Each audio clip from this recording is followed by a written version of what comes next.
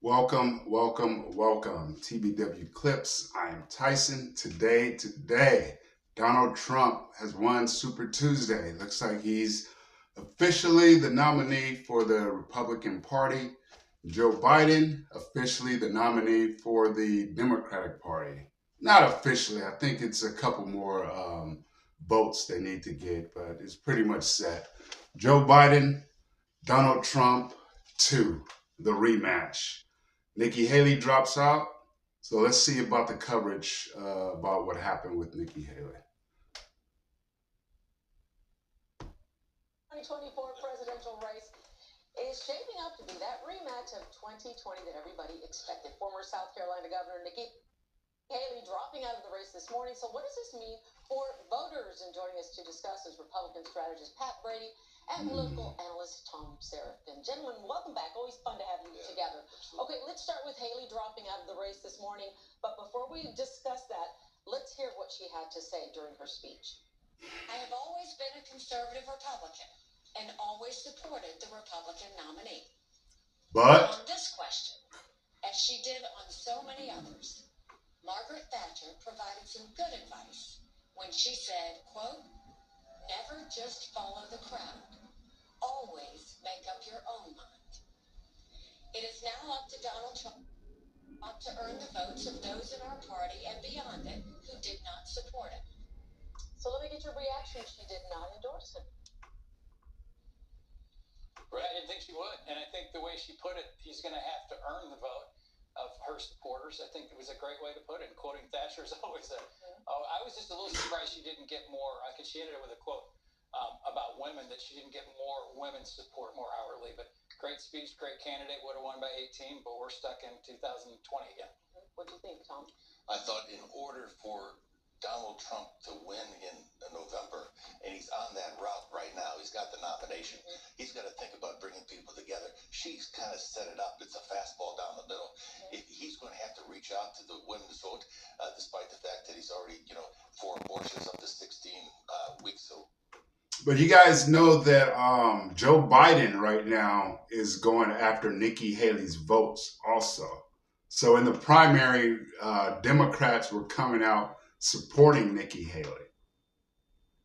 Well, they're Republicans. So, I mean, I think it's kind of cheating, vote for your own nominee who you guys want to represent you guys. Don't get into other people's and mess their stuff up. If these guys want Trump, then why are you inserting voters in to kind of derail that? But I digress.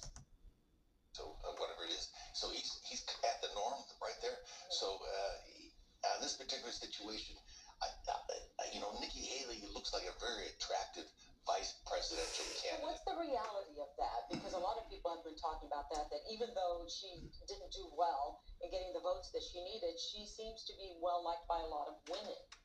Well, she's good with that part of the party that he doesn't have. Right. Now, some of the PBS poll that came out a few weeks ago said that of the 40 or 30% of those individuals that aren't inclined to vote for Donald Trump in the Republican Party, 82% will still vote for him in November. So that's a big chunk, but she brings a lot more to the table. He's going to need a female. He's going to need an African-American, Hispanic. He's going to have to bridge those groups. She's a probable candidate. There's several others out there as well. But is there too much? I disagree. I agree. I think if you're going to initially just go after a female, I kind of like Tulsi Gabbard. But if Nikki Haley, I don't know. I don't think Haley really likes Trump too much. You see, she didn't endorse him. Now she's just going to be the VP. I think that doesn't make any sense. Agree with everything Tom said on the reasons he should. He's going to take somebody weak. He's not going to take somebody like Mike Pence that's actually going to do the right thing when the moment arises. He'll take somebody weak that'll follow his orders. He's not going to make the same mistake twice. And Nikki Haley is not weak at all. Well, on that particular... It's like all of the media are all Democrats. This is crazy. Everybody's against Trump. He's going to pick somebody weak. Why would you want to pick somebody that's going to go against the objective and and what the people want. Why would you pick somebody to initially go against you? It doesn't make any sense. Didn't Joe Biden, doesn't he pick all yes men? Is he going to pick someone who's going to go against what he wants? That doesn't make any sense. Terrible argument, buddy. Point, the Vice President Harris is going to be the future candidate for the Democratic Party. They're going to have to pick somebody who's going to be able to take her on a debate stage. I don't think the president's going to debate at all Donald Trump. The vice presidential debates are really about the future, because the president, if Donald Trump wins, he's only serving 4 years. He's a lame duck in 18 months. So it's the VP race that everybody has to watch.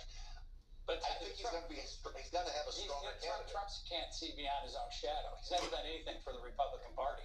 That's been and that's why he lost. That's why he lost, and that's why literally every race that we've run as Republicans since 16, including the general election 16 for the presidency, we've lost. We've gotten destroyed all across the country.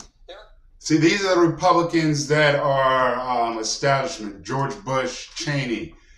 These guys, I don't understand it.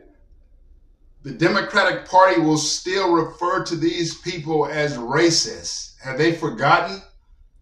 Just because you're going against Donald Trump, Trump goes out, these people come back in, you're still going to be the enemy. They're still going to be the enemy. I don't understand this. There are state parties, Michigan disarray, Arizona disarray, Illinois Republican Party. We lost 2 congressional seats because of the Trump hangover. Trump's not capable of thinking politically about anything beyond his own candidacy and himself. And these guys want to win the election? They're Republicans trying to win the election? That's crazy. Address how critical, and I'm going to ask both of you this question, how critical, we'll start with you, Tom, is it what he says and the point that he tries to get across, because this is going to be scrutinized down to the last letter. Right, he lost the opportunity on the Super Bowl night to speak to 3/4 of the American people. Joe Biden. Tonight, he's going to speak to everybody who's interested in this particular election, and probably another good percentage of those that are not, because he's going to be on all the television networks. It's huge for him, because the next time he speaks to an audience like this will be when he wins the Democratic nomination here in the city of Chicago, and he accepts that in his acceptance speech. So he's got this opportunity. He's not going to debate, so this is the big one for him. He's going to have to hit this one out of the ballpark. So Joe Biden's not going to debate Trump. I think they're trying to ask the questions why, and they're saying they're not giving any response. So it looks like Joe Biden is not going to be debating Trump. So they're saying the State of the Union speech, that's going to be where people can see if he's mentally coherent and can put together clear sentences and speak to the American people. So we're going to see. Well, you guys let me know down in the comments. You never see this. You never see Democrats go after other Democrats. As much problems as Joe Biden has, you don't see pundits on the news, any news stations. This is Fox, but this is local. But everybody in the media, CNN, MSNBC, all your local news stations, all Democrat pretty much. Nobody's saying anything negative about Joe Biden or anything that he's doing negatively. You see this all the time. Pundits come out and speak against Donald Trump and they're supposed to be Republicans. You see, the divide within the Republican Party, I think, is good because you have different voices. But at the same time, these Democrats, they come together, even if it's for the worst possible scenario. They'll stick to each other, stick with each other all the time. I think that's like a real big difference between the Republican and the Democrat Party. But you guys let me know what you guys think. State of the Union speech coming up. Trump, Biden, 2. Who do you guys think is going to win? Do you guys think they should debate, and do you think they will? I'm saying no. So you guys take care. Thank you so much for joining me once again. Bye.